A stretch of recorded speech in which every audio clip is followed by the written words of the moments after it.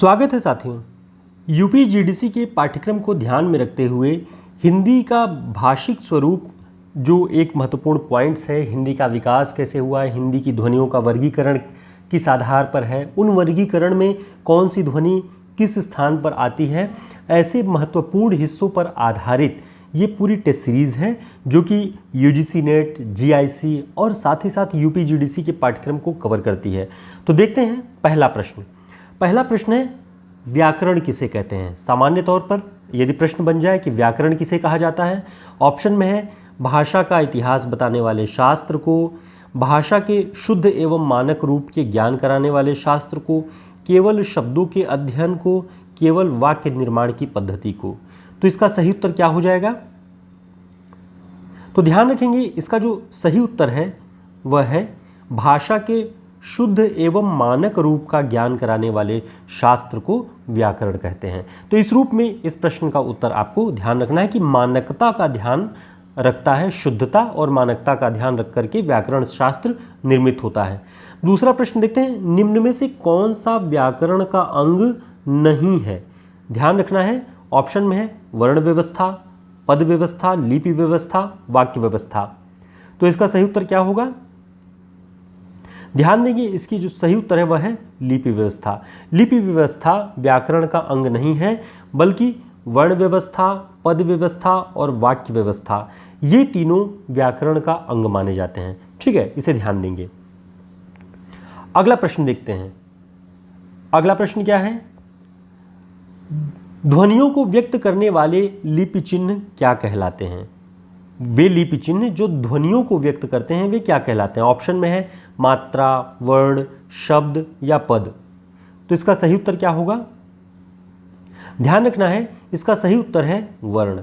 ध्वनियों को व्यक्त करने वाले लिपि चिन्ह क्या कहलाते हैं? वर्ण कहलाते हैं। लेकिन हिंदी में इसके लिए अक्षर भी प्रयुक्त होता है, तो अक्षर या वर्ण ध्यान रखना है आपको। ठीक है, तो ध्वनियों को व्यक्त करने वाली ये लिपि चिन्ह व्यवस्था है। देखते हैं अगला प्रश्न। अगला प्रश्न है हिंदी में वर्णों को और किस नाम से जाना जाता है? ऑप्शन में शब्द, मात्रा, अक्षर, संकेत। तो अभी हमने बात किया कि वर्णों को हिंदी में अक्षर नाम से जाना जाता है। तो ऐसे कुछ महत्वपूर्ण प्रश्न हैं जो छोटे छोटे कम शब्दों में बने हुए प्रश्न हैं, लेकिन यदि ऐसे दिग्भ्रमित करने वाले ऑप्शंस आ जाएंगे तब हमें यहाँ पे दिक्कत होती है उनका चुनाव करने में। तो इसे ध्यान रखेंगे तो इन छोटे प्रश्नों से आपकी तैयारी इस हिस्से की कंप्लीट हो जाएगी।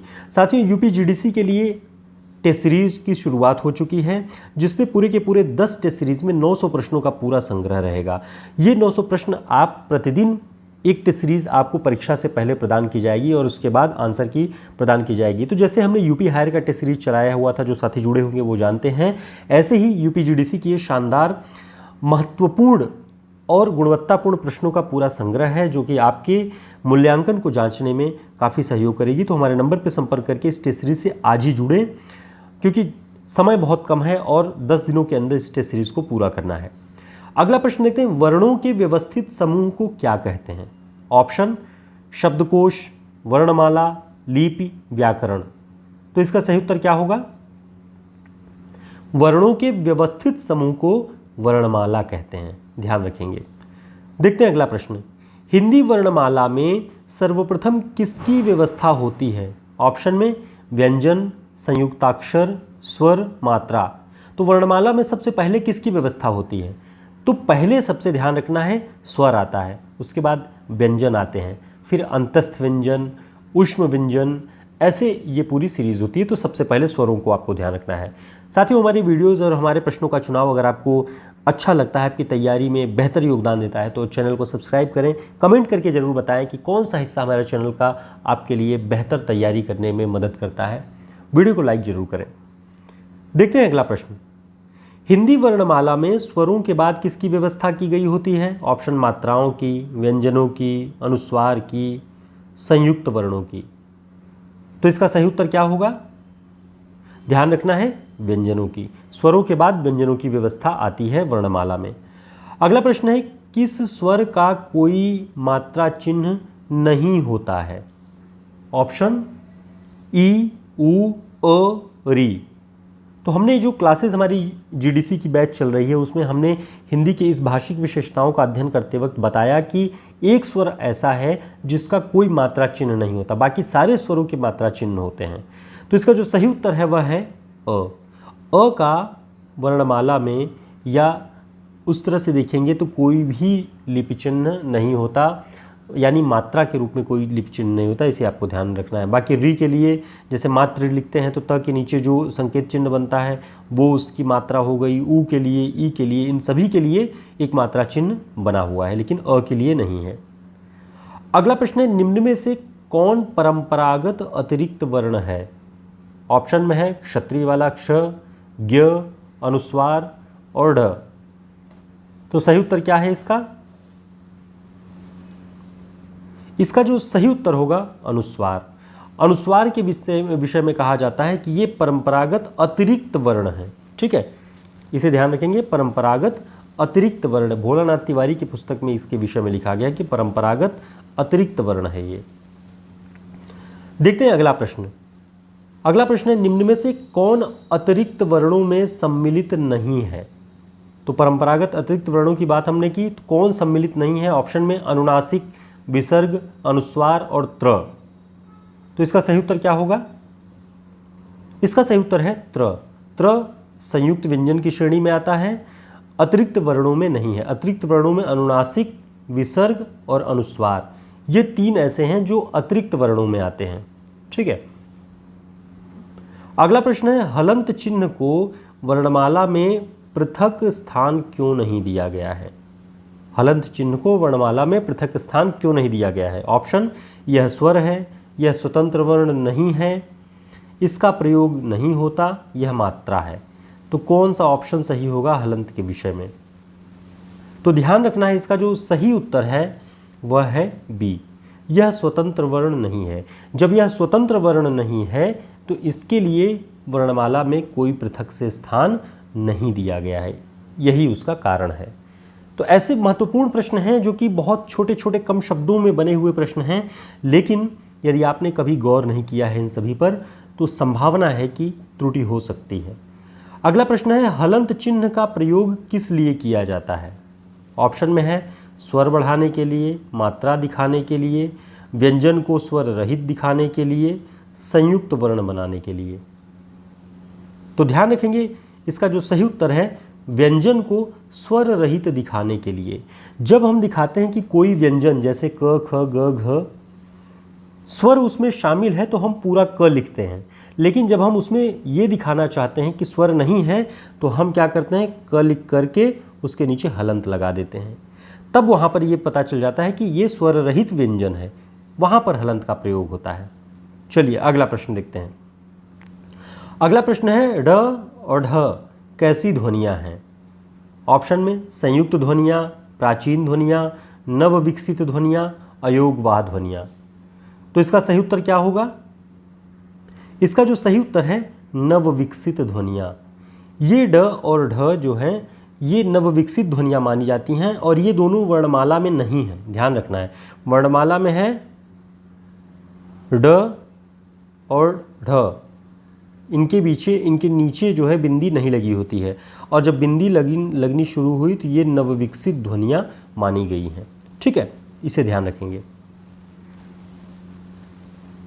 अगला प्रश्न है, ड और ढ किन वर्णों से विकसित माने जाते हैं? तो हमने अभी बताया कि इन दोनों से ही विकसित माने जाते हैं और ये दोनों वर्णमाला में हैं, ये दोनों वर्णमाला में नहीं हैं।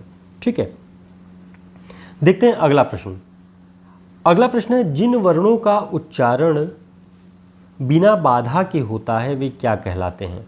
ऑप्शन में है व्यंजन, स्वर, अयोगवाह, ऊष्म। तो इसका सही उत्तर क्या होगा? ध्यान रखना है, इसका जो सही उत्तर है वह है स्वर। स्वरों का उच्चारण बिना बाधा के होता है, निर्बाध रूप से। जो कंठ से ध्वनियाँ निकलती हैं उनमें कोई बाधा नहीं होती, और व्यंजनों का स्पर्श कहीं न कहीं उच्चारण स्थान के आधार पर दंत से, मूर्धा से, तालव्य से कहीं न कहीं स्पर्श होता है, इसीलिए व्यंजनों को स्पर्शी व्यंजन कहा जाता है। क से लेके प तक की जो क वर्ग से प वर्ग तक की जो जितने भी वर्ण हैं वे स्पर्शी व्यंजन माने जाते हैं। ठीक है, उनका स्पर्श होता है, लेकिन स्वरों का स्पर्श कहीं नहीं होता है। चलिए अगला प्रश्न देखते हैं। अगला प्रश्न है, व्यंजन ध्वनियों के उच्चारण में वायु कैसी होती है? ऑप्शन में है पूर्ण स्वतंत्र, अवरुद्ध या बाधित, नासिका से बाहर, अस्पष्ट। तो व्यंजन ध्वनियों का उच्चारण में वायु कैसी होती है? हमने बताया कहीं ना कहीं स्पर्श होता है, इसलिए ये अवरुद्ध या बाधित इनका उच्चारण होता है। अगला प्रश्न देखते हैं, व्यंजनों का उच्चारण किसकी सहायता के बिना संभव नहीं है? ऑप्शन मात्रा, शब्द, अ, विसर्ग। सही उत्तर क्या होगा? ध्यान रखेंगे इसका सही उत्तर है अ। हमने बात किया कि जब व्यंजनों में स्वर यानी अ शामिल नहीं होता है तब नीचे हलंत लगा रहता है, इसीलिए अ यानी स्वर की सहायता से क को पूरा क कहा जा सकता है। नहीं तो क जब स्वर नहीं होता तो जल्दी से वो वर्ण का उच्चारण खत्म हो जाता है। तो अ की सहायता के बिना व्यंजनों का उच्चारण नहीं हो सकता है। अगला प्रश्न है, हिंदी में कुल कितनी ध्वनियाँ या वर्ण माने गए हैं? ऑप्शन में है 48, 50, 52, 54। सही उत्तर क्या होगा इसका? तो साथियों, ऐसे महत्वपूर्ण प्रश्नों और तथ्यों का पूरा संकलन आपको हमारे यूपीजीडीसी के रिकॉर्डेड बैच में मिल जाएगी, जो 36 घंटे का पूरा कोर्स है। आप इसे रिकॉर्डेड फॉर्म में अपने पास रख के इनका अध्ययन कर सकते हैं, और 1 से 1.5 दिन लगातार अगर आप मैक्सिमम 2 दिन अगर लग के उन क्लासेस को देख पाते हैं तो पूरा सिलेबस आपका कवर हो जाएगा। लोक साहित्य, पारिभाषिक शब्दावली, अनुवाद या फिर प्रमुख आलोचकों की मान्यताएं, वो सारे हिस्से जो नए हैं वो सब कुछ आपको इन क्लासेस में मिल जाएंगे।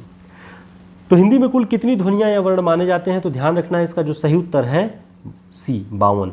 इसके अलावा केंद्रीय हिंदी निदेशालय ने जो लुंठित ल है, लुंठित ल को भी शामिल किया है, तो इस आधार पर 53 मान सकते हैं इसमें, लेकिन जब केंद्रीय हिंदी निदेशालय के अनुसार पूछे तब।